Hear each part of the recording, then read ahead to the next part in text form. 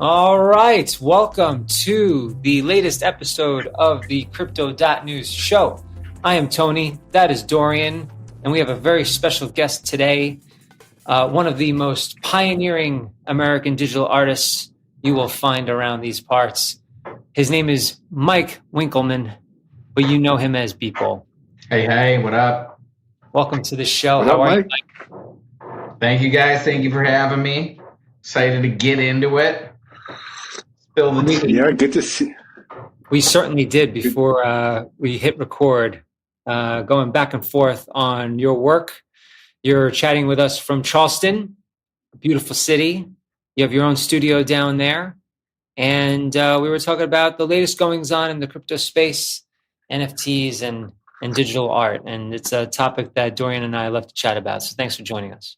Yeah, thank you guys for having me. The topic that we were talking about, the latest news was the not at all grifting scheme that the president of the United States has going on with his own meme coin.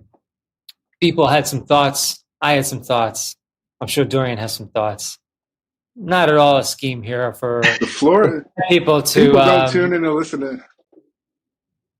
join him for dinner and only to see the stock. People don't tune in to listen to me. The floor is yours, Mike. No, it's very. We were talking about that right before. It's very interesting. I don't know, like how out in the open all of it is, and how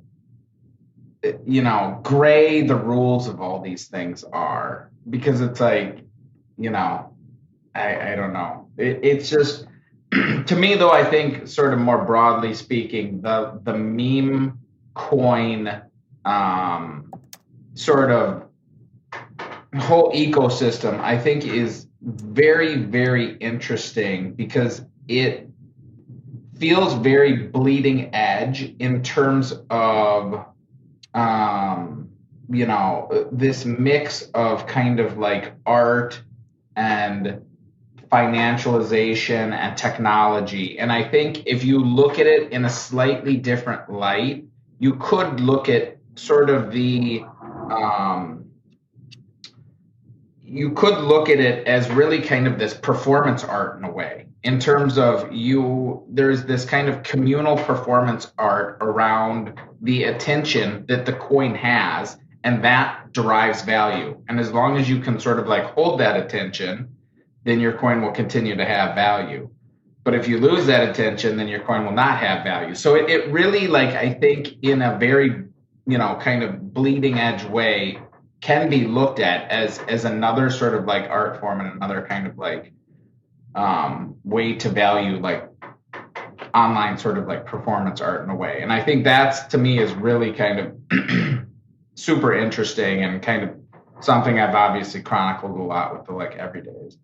Is that why, like, the play to earn coins, they rally double digits, triple digits sometimes, because all this attention is on these games that have like their own unique tokens that players can take advantage of. It's they could buy stuff within the game world that they're in, and there's an airdrop to get people to sign up for the game or something like that. I mean, that's performance art in a way. Like it is, but it is, but it's not effective, because at the end of the day, the games aren't fun. The games suck, and they exist to temporarily sort of like inflate this token, but you wouldn't play this game otherwise if there was no monetary incentive. And so, it works for a month, and like then it doesn't work and so that's where it's like doing something that works over a very long period of time is very hard. And so that's where I wanted to touch a bit on that financialization part, Mike, is because, you've managed to really hack that. You've managed to accrue value by creating everydays, which are based on your mimetic observations of art. And you're arguably one of the people who are they got the biggest bags in doing that. So if you're looking at the game now and you're looking at art now, where are you seeing those sort of mimetic narratives at? Like, is it Is it like nonstop trolling of like whatever's trending on X? Is it like I wake up today, I bust a nut to Mia Khalifa, I'm gonna do a Mia Khalifa one. Like how do you actually tap into that mimetic, you know, kind of essence is what I'm I asking. love Like, one like puts a thumbs up. Thumbs up.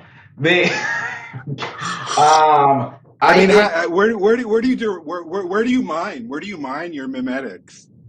Good word, by the way. I haven't heard yeah, that word ever. it's interesting because there's so many different, like, most of the time, occasionally we're mostly on the same page in terms of the overarching sort of meta of the day. But most of the time it's so fragmented between so many things, and what actually makes it really hard lately to hone in on what everybody is talking about is that the algorithm is like, as soon as you start like showing interest in a certain topic, then the algorithms are tweaked such that it's like, oh, you're interested in blah blah blah thing, well, that's all I'm gonna fucking show you. And then it kind of makes you think like, wait, this is what everybody's talking about. And it's like, well, no, not really. Like, this is just what I'm seeing a ton of now because because I've shown a tiny bit of interest in it, and the algorithm is like, okay, fire hose of fucking, these types of videos or whatever. So it makes it hard to kind of like take a step back. And what I'm trying to do is take a step back and comment on what most people are talking about, not always just sort of like the tiny little specific fucking, rabbit hole that I, fell down that day or whatever. And so, yeah, Yeah, it's can you comment a weird little bit talking on that Mike? way. Can you comment a little bit about on the sort of your sort of macro on like the social media landscape? Are you noticing like a lot more engagement on X since Elon took over and like kind of Instagram has shadow banned you? Like where are you sort of on the sort of social media matrix now of where you're seeing like engagement and interesting engagement with your fans? So, yeah, it's definitely, I'm very much kind of like caught in the middle because obviously the crypto sphere is very sort of right leaning and kind of, Republican or whatever. And the artist community and sort of that whole side of things, and many of my, fans from before the kind of like crypto era are completely on the other side, and it's very segmented by the social media networks. Like, I mean, everything on X is very sort of like right leaning, everything on Instagram is very sort of like left leaning. Instagram right now, I think I'm out of it, but I was recently put in a little timeout box because I was bullying Joe Biden. So it's just like, I can post all the Cucked fucking by the things. Zuck, man. Cucked by the Zuck, man. Cucked by the Zuck. Wait, so let me ask you something. What constitute walk us through this narrative because I was unaware. Is it that because you post a lot of naked artwork and he was nude walking around? I saw like art like that, but it's rare that the people make a stink over art Can I because share my screen? I don't know if this will work. Can you I? can, yeah. Okay, let me try. So this was the piece I can show you in which I was In bullying which you got by the Zuck.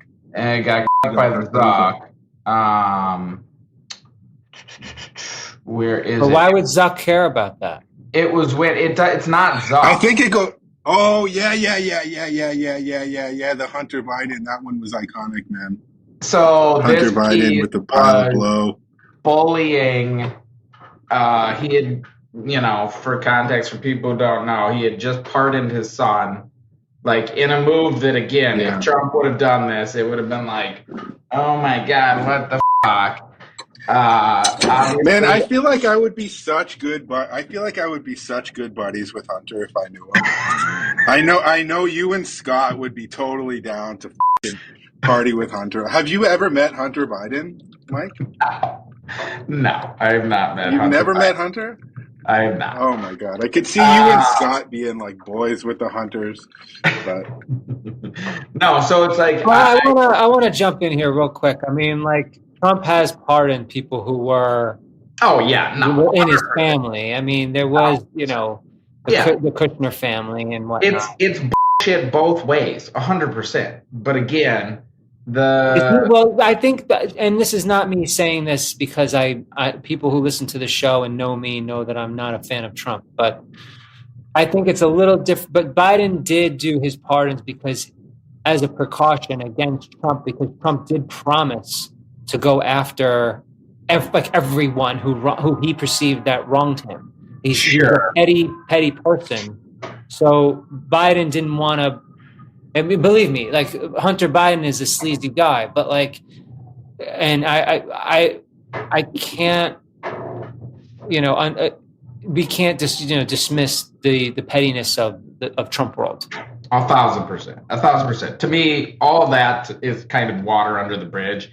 It's more so if I make fun of Biden, I literally get my account put in timeout. You can't even find my name on Instagram. Yeah. I make fun of Trump, no problem.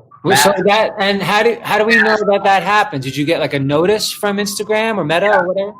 Yeah, I get a notice that it's like that post got removed, and then there was another one that was making fun of, inadvertently making fun of like Zelensky.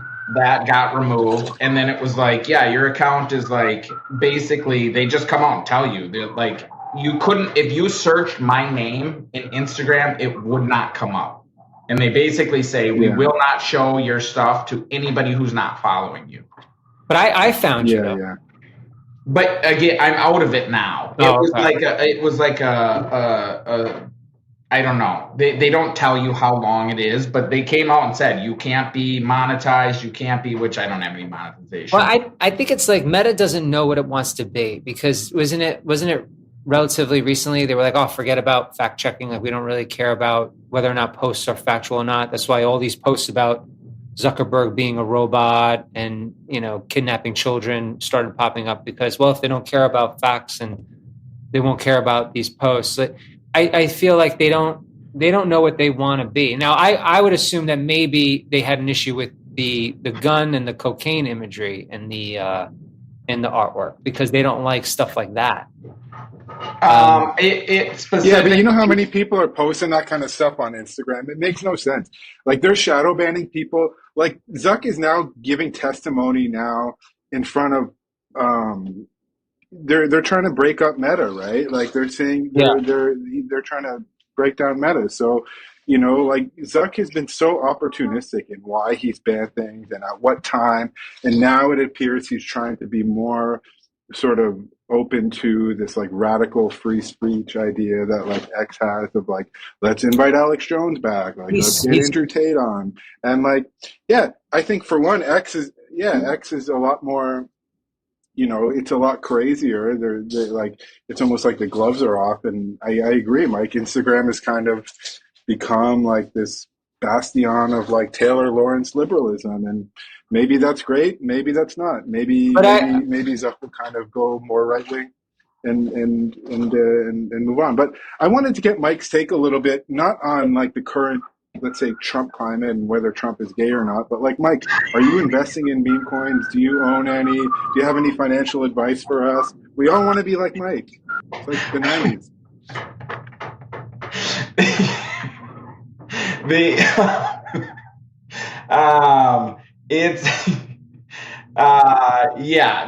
I think, just to put a pin in it, I'm just sort of like, I would just want to be able to fucking post what I want. If you're a fucking adult, like, I think it's like, I think these things fall into like free speech, that it's like, I don't think they're like so like to act like it's like hate speech or like bullying the president of the United States. To me, it's just like ridiculous. Like, come on, it's criticizing him. Regardless, in terms of the meme coin stuff, no, I'm not invested in any of these meme coins. I am a very cautious, boring investor, and so just owning Bitcoin and Ethereum and a little Solana is plenty plenty of volatility for me. I'm more of like an ETF, set Plenty it of and spice for forget you. it, dude. Yeah. I can't play things where you have to Yeah. time it. How I is everything can't. going? Yeah, it's tough, man. It's tough. I'm down bad on, as I told you, retard finder coin, retardio Gunnar. Like, I'm down bad, dude. I don't even want to go into that. But tell me about Charleston, man. Like, you've had Pepe events. You're opening it up to the community. Like, you're hosting a lot of different, like, community orientated events. Like, how do people get involved, and what's new in Charleston? Yeah, so just to kind of sort of provide background, we've got a studio here in Charleston that we kind of opened 2 years ago. Was the first kind of like event, and we have every couple months we have kind of a bigger sort of event that it's like 1,000 people sort of like come, and they're all sort of like based on different themes.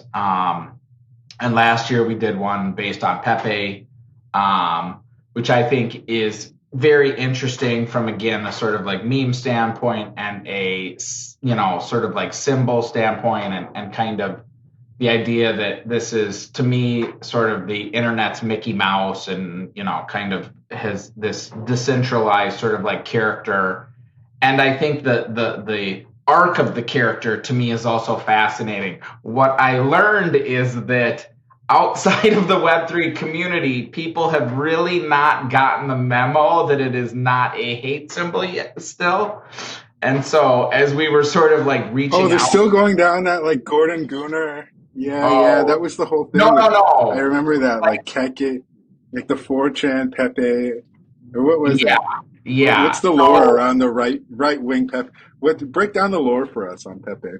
So basically, a quick 2-minute history of Pepe. It was created by, Matt Fury in like 2006 or 2005, something like that. Well, we had on the show. Didn't we have him on the show? Didn't we? Matt? Yeah, we had Matt Fury? Yeah. Oh, did you? Yeah. He was Dorian, help me out here. I'm drowning. He was the guy from Pepe that we featured. We had a Pepe guy. I remember we had a Pepe guy, a few episodes Or was back. it Matt?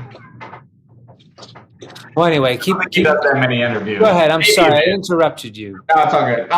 Anyway, so he created this character. It became popular, in like weightlifting circles. And there's a really good documentary about it called Feels Good Man. Kind of outlines all this. Then it started becoming so popular that like celebrities and people started using it, and then people on 4chan didn't like that, and they're like, okay, we're going to kind of take this back by posting like the worst shit with it, and make it something they don't want to use or whatever. And so they started posting all this super hateful and racist blah blah blah. Then it got again sort of like picked up by the right side and sort of like labeled like a hate symbol. Then, and this is like 2016, 2017, 18. Then in Hong Kong in 2019, it became a symbol of like freedom and democracy in Hong Kong, like completely separate. No kidding. During the protests? Yeah. Oh, no. Oh, you didn't know that? Yeah, it became a symbol of like, sort of like democracy over there, like totally separate. And so then it kind of like, at least in my eyes and like a lot of people's eyes, I think, kind of like wiped the slate clean of like, okay, well, obviously it can mean many different things to many different people. And so it's like, I don't with this alt-right, bullshit, interpretation of it or whatever. And people in the like Web3 community don't either. It's not at all that. And so, it kind of had a bit of a reset, but people, again, outside of the Web3 community, they didn't really get the memo on that whole reset thing. And so it's like, we were like reaching out to like museums and like local groups here to be like, oh, we're doing this Pepe Fest thing. And they're like, oh my God, this is like on alt-right, blah, blah, blah. And it's like, oh, okay. Yeah. And so then you're in the position of being like, no, it's cool again. And it's like, let's just say that's not the position you want to be in. Right. And so then it was like, okay, we're gonna not like. So it's like, which this is one bazillionth of what Matt went through, which I met last year, whatever. And it's like and he's the most nicest, down to earth, timid dude who like created this character. Then everybody then They suddenly hijacked it. hijacked it, and it's just like, whoa, what the fuck, like and so Well, yeah. it's like I remember the days of Anonymous when I was watching a documentary with one of the quote unquote founders of Anonymous, and they literally chose the guy mask because it was like the cheapest mask that you could get like anywhere for like under $10, and it was like there was kind of a reason for it. But speaking of like all of these symbols like Pepe and like all of these like symbols, like when you're creating your art, Mike, like how often do you like look at Pepe and like kind of borrow from these symbols in these communities? Like, are you kind of like engaging with them in a way where you're like, yeah, I want to become like sort of a Pepe bro, and then like you just do a bunch of Pepe works? Like, are you looking at like, yeah, other things like other groups and other sort of memes? What other memes? uh, Yeah. I put a lot of like memes and things in the artworks, but I don't really. I feel like they're kind of a step removed from the kind Hmm. of like communities and sort of a lot of times. What's funny is a lot of times I'll make fun of something and then people will interpret that like they just don't give a shit. It's like you've Hmm. acknowledged the thing, even if you're portraying it in a like negative light. Like I don't care, it's fine. And so I think that's kind of like interesting too. But yeah, it's Hmm. not. I don't really feel like I'm necessarily like a part of these communities because many times these communities. Do you consider yourself a troll?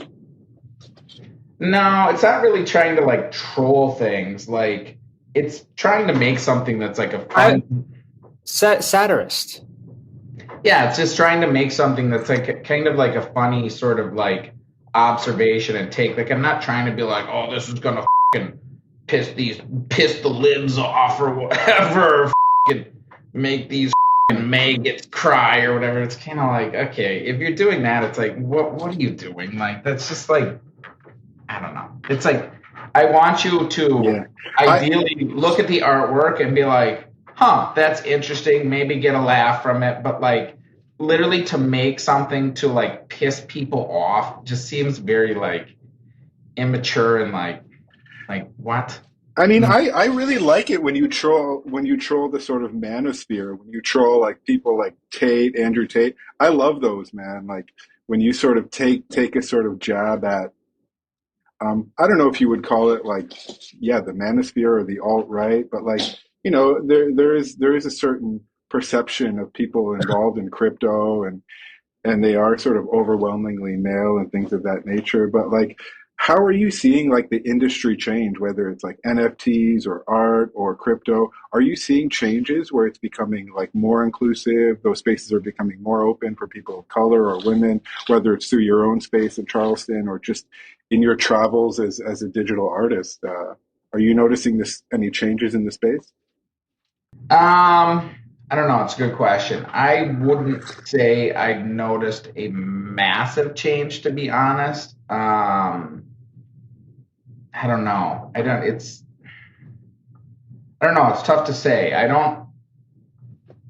I don't know. I think Crypto's very male, bro. Crypto is very male. Like, look at all of us. We're all white males, dude. So it's like I don't. it is what it is, man. You go to these conferences and you see it, and it's just like it is what it is. The art world is a bit better in that way. Like you go to Venice, it's like the art world is a bit more like yeah, they're a bit more conscious of those things. And we met in Venice at the biennial, in fact, and it's a super big difference. I noticed when I go from like a crypto conference to like an art event, and like Sure. maybe it's just I don't know why. Maybe crypto is just yeah. I haven't figured that out.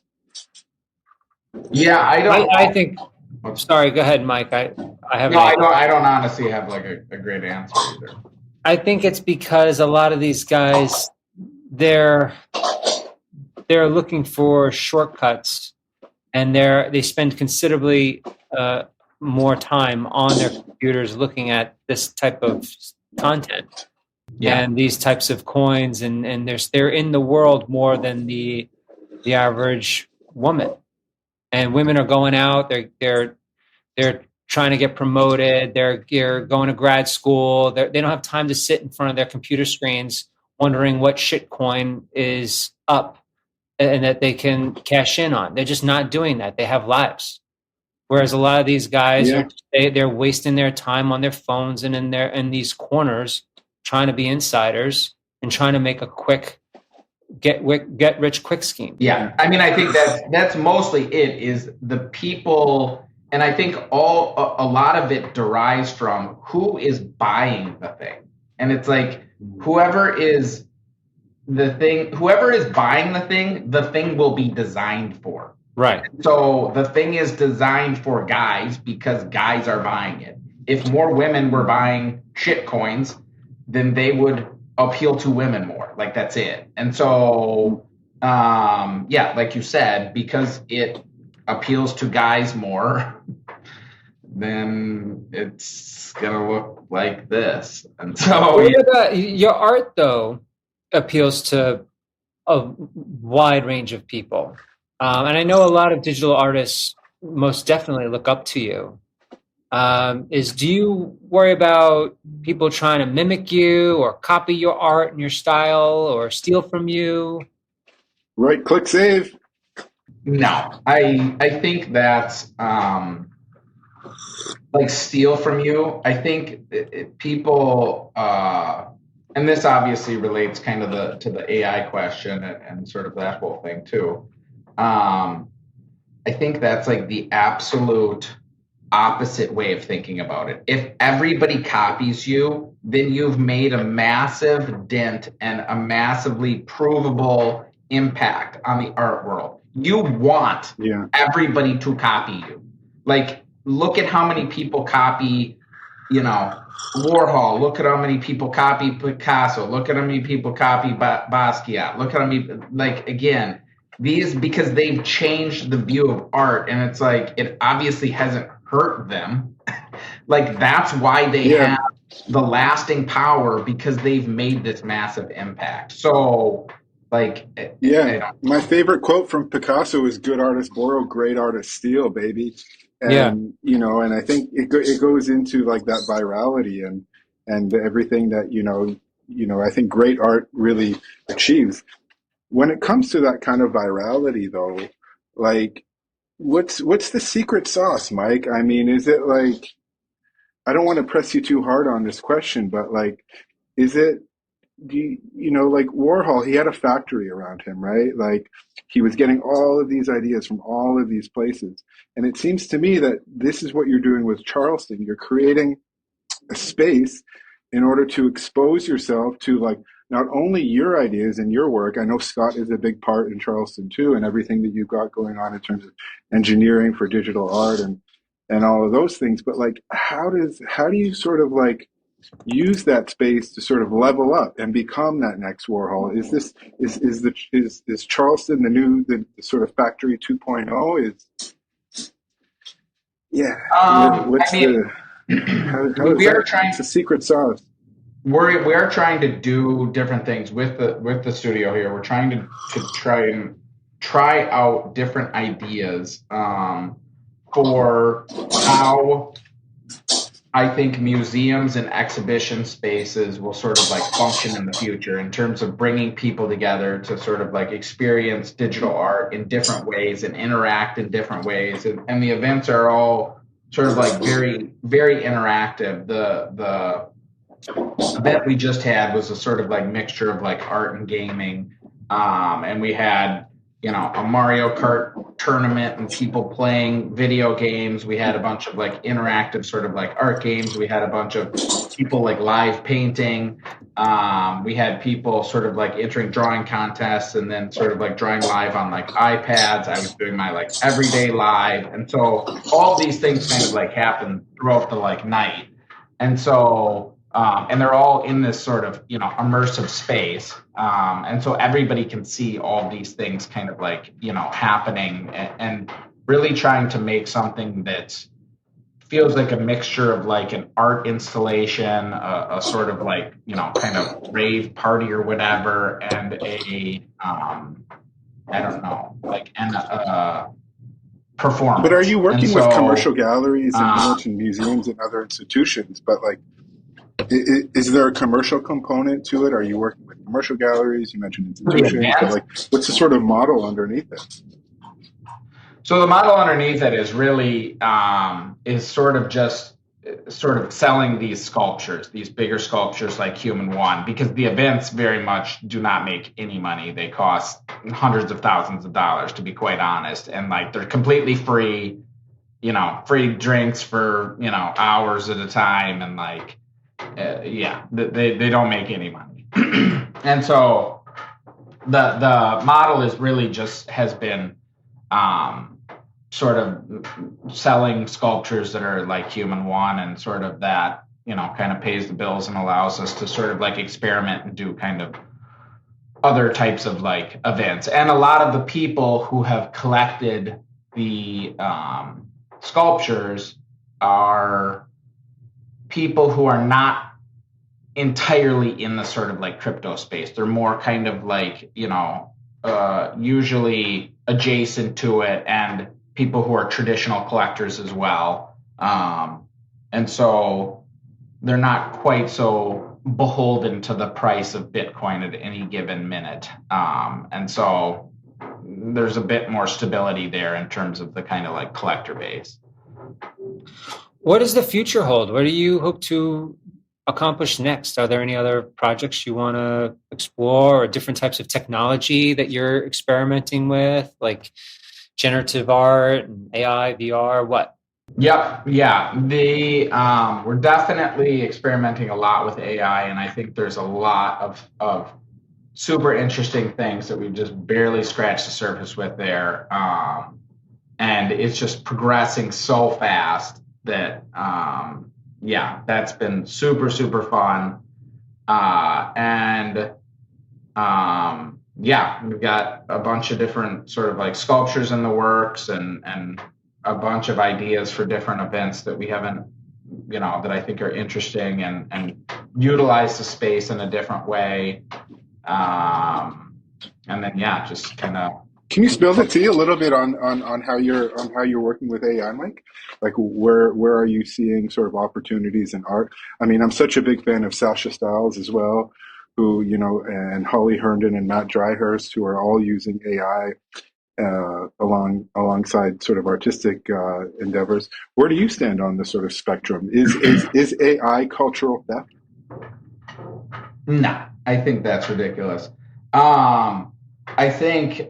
Why is it ridiculous, people? Because I think it is like the idea that people have that it is not making anything new is not true.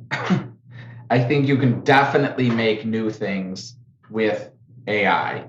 So that's the first thing. I think people who sort of like are like, it's just remixing ideas that have already happened. It's like, well, what the do you think humans are doing? Like, give me a break. Like, I'm sorry, but like most of the things that, we see are not the percentage of new, truly novel ideas that you encounter on a daily basis is shockingly low. Most of the things you see are bits and pieces rearranged into like things. That's why AI is so good at making this because it's actually way more formulaic than you think. That's why it can write a script of a movie, in 2 seconds, because it's like, well, most movies aren't actually that like original, to be quite honest. Maybe they've got one or two little original things, but they borrow. And even the best people who we would call visionaries and have truly pushed forward these crafts in many different, mediums, all still borrow ideas and remix ideas from the people who came before. And so the idea that it can't create new things, I think is ridiculous. And I also think it has pushed forward the bar of what, like, people who be like, oh, this is like the death of creativity. I think that's exactly the opposite. It's you see things now that if you had seen them, 5 years ago or whatever. I see things all the time that if I would have saw them 5 years ago, I would have been like, holy crap, that's amazing. And now I look and it's like, yeah, it's fine. It's like, it's like, Yeah, cool. it's almost like you have Ooga Booga Man, in the cave there after the first cave painting has been made, and then some asshole makes acrylic paint or oil paint and starts doing shit at a Renaissance level, and Ooga Booga Man is like, oh, too much technology. I fully agree with you, Mike, on the whole AI point, because a lot of people seem to get it wrong. A lot of people look at AI and say, oh my God, Peter Thiel has come to neuter all of us. We're all going to be eating like bugs out of like a soy goop, and like it's over for us. But actually, I Well, love AI, and I people don't who are know if using it. I don't know if I want to be the contrarian here because I write scripts. It's funny that you mentioned scripts, and as an I don't write scripts using AI, but I did once as a experiment to see what it would do, and the dialogue was stale. And it does scrape the internet for existing things, but as opposed to when I write, if I think of a joke, I'm like, oh, did I hear that joke from somewhere? And I won't use it because I'm like, oh, I saw that from, some stand-up routine or a sitcom that I really liked. AI doesn't do that. AI doesn't have the ability to be like, oh, we can steal this joke. So it is a license to steal. Whereas if you're talking about the true, But it's a brilliant license to iterate. film, It's they not a really were license to original. steal. It's a license to iterate though, and that's the point, Anthony, is that like there's so many like variables to iteration. So it's like you can put in as a prompt something completely dumb, like draw me like, I don't know, a Pepe, and you're gonna get the worst Pepe you've ever seen, right? But like if you are Or I like might get a using really it good in Pepe. ways, well, no, you won't, because the prompt was so trash. They call it something in coding. It's like garbage in, garbage out. And like no matter how good the tool is, if you're a loser and your prompts suck, well, like your art sucks, dude, and that's it. And like that's why you got to tap into like bigger zeitgeist, right? Like a bigger, and that's Mike touching back to the everydays, and like you've been working every day with the zeitgeist as a matter of form, right? Rather than like AI. And I'm so excited to see what you use AI for, because for me, what your artwork, the material that it is, it's not the digital computer, it's the zeitgeist, right? And like that is where you're going to see a lot of interesting art come from. Are I you going think to Venice this year? What's coming up for you this year? You got any big shows? You just had the Sotheby's show. Like, what else is coming up for you, Mr. Zeitgeist? Wait, just to circle back on the AI thing, I think it's interesting Sorry. because in that sort of scenario, you kind of like put forward, you were sort of like, well, the AI didn't come up with like something good and something interesting, which totally makes sense, and I'm sure it did not. But again, to me, it's like you have to like it's not one or the other. And increasingly, it won't be one or the other. It's like it will just be a part of how you write something, where you're kind of like, okay, the core of what you're writing needs to be interesting and different and new and novel, 100%. And, but like, I think you could do that if you put in a better prompt. If your prompt was just like, write me a movie, like, then it's like, well, of course, that's not going to be like good. But if you were like, okay, here's the idea of like the kernel of an idea I have that is new and interesting, help me fill in all the like beats in between these things. And okay, I'm having trouble sort of like bridging between this idea and this thing. Give me 5 ideas. And probably maybe one of those ideas is good. Or you might need to do that 10 times where you're like, give me 50 ideas. And then you are like, okay, yeah, actually, this is an interesting thing here, but maybe it needs this tweaking and blah, blah, blah. And so many times when I see people criticize AI, they've anthropomorphized it into this thing that's like autonomous, and it's like, well, it doesn't have soul. It's like, of course it doesn't have soul. It's a computer program. What the are you even talking about? Like, no, it doesn't have soul. It's a thing that runs on your computer. You press execute, it runs code, and it gives you back. Like, you have a soul. It's just a fucking tool. Like, it almost reminds me of like the camera argument of like it's stealing our soul or some shit. It's like it's just a thing that like, you know, takes light into a film process thing. And Yeah, blah, blah, blah. I completely agree with you. Has anyone trained AI on your corpus, Mike? Like, have you kind of like fed in like, you know, all of your everydays? Like, have you tinkered with it at all? Like, or have any fans tinkered with it that you've seen? Yeah, I mean, people have done stuff like that. I think that to me is also like um like this phase we're in where it's like I trained a model to do XYZ is actually not that interesting to me, because to me the analogy I use, it's almost like training a dog to do a trick. You've basically fed in a very small subset of everything, and you've been like, okay, now make new things based on this like small subset of sort of like information I've given you. Versus to me, the public models, the open source models that were trained on everything, all of like humanity, are actually way more interesting, because it's more like, to me, when you put something in that, it's kind of like my kid saying some that I've taught them. It's like, well, I don't know what the fuck. You know, I asked my kid a question about shit. It's like, well, I don't know what they're going to say, because they've got a much bigger data set, instead of like, ooh, I trained you to do, you know, jump over this thing. And sort of like I fed in a bunch of videos of you jumping over the thing. And so then now you jump over the thing. And so I think to me, the uses of AI that are most interesting are artworks that could not have existed without AI, that aren't just a shortcut to get something that I could have done. So when you train in a bunch of models, a bunch of images of me, and you're like, now spit out a Beeple. It's like, well, I could just make a Beeple. And so it's like, it's not like that interesting to me. And so like the artwork that we've made with AI is really like looking at AI as like the material itself. And it's a system in which curators and different people can input images, and then it sort of like changes the sort of like sculpture, and it will continue to evolve. And so it's really like almost like a platform for people to interact with AI and sort of like continually sort of like evolve. And so in that way, it could not exist without AI. Like, it's not just AI was a shortcut to making something.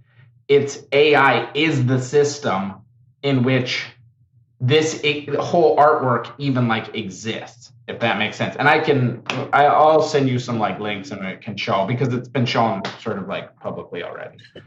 Yeah, it almost reminds me of the fourth plinth and like the sort of idea of like this public, very public sculpture where you're able to like in a dynamic way get like live input. And I know that's always been a goal with sort of Human One, was to always have it sort of evolving and adapting. By the way, I saw it in Tokyo, and Nice. it was so cool to see it with the Ghibli references pre you know, whatever that chat GBT Ghibli was.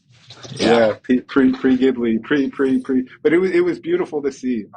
Where is it going next? What's going on with you? I mean, you're a busy man. Yeah, what's coming up? We've got a couple of exhibitions coming up. There will be a piece in at South by Southwest London. There you go.